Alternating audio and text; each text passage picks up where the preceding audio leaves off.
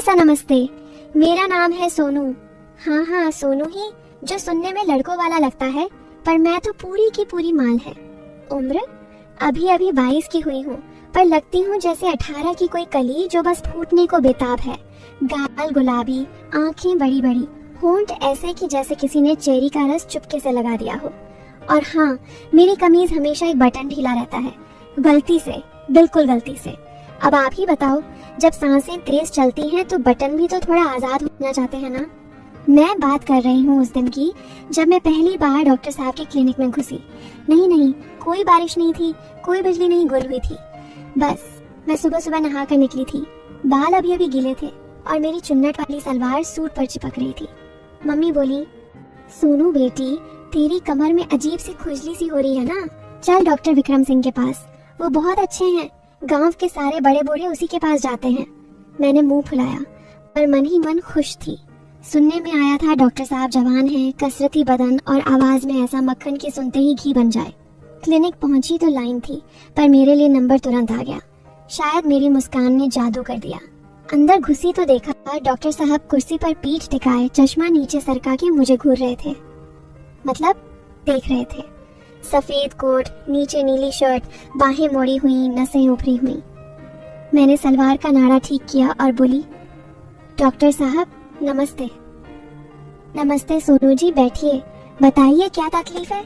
उनकी आवाज में कुछ ऐसा था कि मेरी कमर की खुजली और बढ़ गई। मैंने धीरे से कुर्सी पर कूल्हे टिकाए और बोली, साहब जब भी मैं झुकती हूँ कुछ चुभता सा लगता है, जैसे कोई छोटी सी सुई अंदर घुस जाए। मैंने जानबूझकर कमर को थोड़ा सा आगे किया, चुन्नट सरकी, थोड़ी सी त्वचा चमकी। वो चश्मा और नीचे सरकाए, दिखाइए तो जरा। मैं उठी, टेबल के पास गई, धीरे से सलवार का नाड़ा ढीला किया और कमीज ऊपर की, बस 2 इंच, पर इतना कि उनकी सांस रुक गई। मैंने पीठ उनकी तरफ की और बोली, यहाँ साहब, बिल्कुल यहाँ। वो पास आए, ग्लव्स नहीं पहने, नंगी उंगलियां मेरी कमर पर फिसली, ठंडी उंगलियां, गर्म त्वचा। मैंने आंखें बंद की। वो धीरे धीरे दबा रहे थे, यहाँ या यहाँ। हर बार उनकी उंगली थोड़ी नीचे सरकती। मैं सांस रोक के बोली, हाँ बिल्कुल वहीं। फिर वो बोले, सोनू जी ये कोई सुई नहीं है, ये तो आपकी मांसपेशियां तनी हुई हैं। रोज सुबह तेल मालिश करो, गर्म पानी की थैली रखो। और हाँ, वो रुके, मेरी कमर पर उंगली से गोल गोल घुमाते हुए बोले, रात को सोते वक्त कुछ ढीला ढाला पहना करो ताकि हवा लगे। मैं मुड़ी, उनकी आंखों में आग थी पर चेहरा शरीफ। मैंने शर्माते हुए पूछा, क्या ढीला ढाला साहब? वो हंसे, जो आपको आराम दे। मैंने दवाई ली और निकलने लगी। दरवाजे पर रुककर बोली, साहब कल फिर आऊं? वो बोले, जरूर, पर सुबह 7 बजे, क्लिनिक बंद होने से पहले। मैंने आंख मारी और चल दी। बाहर आके मेरी सहेली गुड़िया मिली, बोली, क्या हुआ? मैंने कान में फुसफुसाया, कल सुबह 7 बजे फिर मालिश है। अगली सुबह मैं 6:50 पर पहुंची। क्लिनिक बंद था, सिर्फ एक बल्ब जल रहा था। दरवाजा खटखटाया, डॉक्टर साहब ने खोला। अंदर कोई नहीं। वो बोले, आज स्पेशल चेकअप है सोनू। मैंने सलवार कुर्ता उतारा नहीं, बस चुन्नट ऊपर की और लेट गई टेबल पर। वो तेल की शीशी ले आए, बोले, आज हाथ से ही मालिश करूंगा, मशीन ठंडी है। मैंने मुंह पिलो में दबाया और बोली, जितना दबाना है साहब दबाइए। तेल गर्म था, उनकी हथेलियां और गर्म, कमर से शुरू करके नीचे, फिर ऊपर, फिर कंधे, फिर गर्दन। हर बार उंगलियां थोड़ा और अंदर। मैं कराह रही थी, आह साहब, हाँ वहीं। वो फुसफुसाए, सोनू तुम्हारी त्वचा बहुत नाजुक है। मैंने पीछे मुड़कर देखा, उनका कोट खुला हुआ था, शर्ट के बटन खुले हुए। मैंने हाथ बढ़ाया, उनकी छाती पर रख दिया। वो रुक गए। मैंने धीरे से कहा, साहब आपकी भी मांसपेशियां तनी लग रही हैं। वो हंसे, मेरे कान में बोले, शायद मुझे भी मालिश की जरूरत है। फिर वो मेरे ऊपर झुके, सांसें गर्म, होंठ पास। और तभी अचानक क्लिनिक का फोन बजा। घंटी इतनी तेज कि हम दोनों उछल पड़े। वो उठे, फोन उठाया, हेलो। हाँ माँ जी, हाँ आ रहा हूँ, बस 10 मिनट। फोन रखा, शर्ट के बटन बंद किए, बोले, सोनू माँ ने बुलाया है, गांव में हवन है। मैंने कपड़े ठीक किए, हंसते हुए बोली, साहब अगली मालिश कब? वो बोले, कल नहीं परसों, और हाँ अगली बार कुछ और तरीका अपनाएंगे। मैं घर आई। मम्मी पूछने लगी, क्या हुआ बेटी? मैंने कहा, मम्मी डॉक्टर साहब ने कहा है अब रोज सुबह तेल मालिश करनी है, पर घर पर। मम्मी खुश, वाह कितने अच्छे डॉक्टर हैं। तीसरे दिन मैं फिर गई। इस बार क्लिनिक में एक नई मशीन थी, वाइब्रेटर वाली। वो बोले, सोनू ये जापान से मंगाई है, तुम्हारी कमर को एकदम ढीला कर देगी। मैं लेटी, मशीन चालू हुई, कंपन इतना कि मेरी सांसें उछलने लगी। वो मेरे पास बैठे मशीन को कूल्हों पर घुमाते रहे। मैं आंखें बंद किए कराह रही थी। साहब तेज और तेज। वो बोले, सोनू अब तुम्हें कुछ करना होगा, मेरी कमर भी दुख रही है। मैं उठी, मशीन उनके हाथ में दी और उनकी कमर पर रख दी। वो कराहे, सोनू तुम्हारे हाथ जादू हैं। फिर हम दोनों हंस पड़े। वो बोले, सोनू तुम्हारी तकलीफ तो दूर हो गई, पर अब मेरी शुरू हो गई। मैंने शर्माते हुए कहा, साहब मैं रोज आऊंगी, आपकी भी मालिश करूंगी। वो बोले, पर क्लिनिक में नहीं, मेरे घर पर। माँ पापा गांव गए हैं 15 दिन के लिए। मैं घर आई, गुड़िया को बताया। वो बोली, सोनू तू पागल है, वो तुझे। मैंने हंस के कहा, चुप कर, कुछ नहीं होगा, बस मालिश। पर मन में कुछ और ही चल रहा था। अगले दिन मैं उनके घर पहुंची। घर बड़ा था पर खाली। वो बोले, सोनू आज पूरे बदन की मालिश होगी। मैंने सलवार कुर्ता उतार दिया, सिर्फ ब्रा और पेटीकोट में लेट गई। वो तेल ले आए, मेरे कंधे से शुरू करके पैर तक। हर जगह उंगलियां रुकती, दबाती, फिसलती। मैं कराह रही थी, साहब वहां नहीं, हाँ वहीं, और नीचे। वो मेरे कान में फुसफुसाए, सोनू तुम्हारी खुजली अब मेरे अंदर है। फिर वो मेरे ऊपर लेट गए। नहीं मतलब मालिश के लिए। उनका बदन मेरे बदन से सटा, सांसें मिली होंठ पास, और तभी दरवाजे की घंटी बजी। डाकिया था पार्सल लेकर। वो उठे, मैंने कपड़े पहने। पार्सल खोला, उनकी माँ का खत। लिखा था, बेटा हम 15 दिन नहीं 1 महीना रुकेंगे, घर संभालना, और हाँ कोई लड़की मत लाना। वो हंसे, मैं शर्मा गई। फिर शुरू हुआ हमारा रोज का सिलसिला। सुबह 7 बजे मैं जाती, वो मालिश करते, मैं कराती। कभी मैं ऊपर, कभी वो, कभी तेल, कभी क्रीम, कभी बेड पर, कभी सोफे पर हर बार कुछ न कुछ आ जाता। फोन, घंटी, पड़ोसी, कुत्ता। हम पास आते और दूर हो जाते।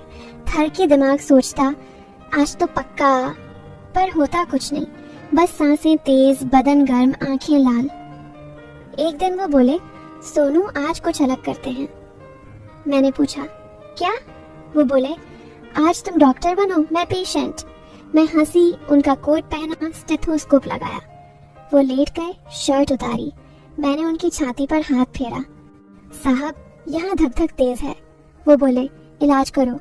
मैंने होंठ उनके सीने पर रख दिए, मतलब सांस सुनने के लिए।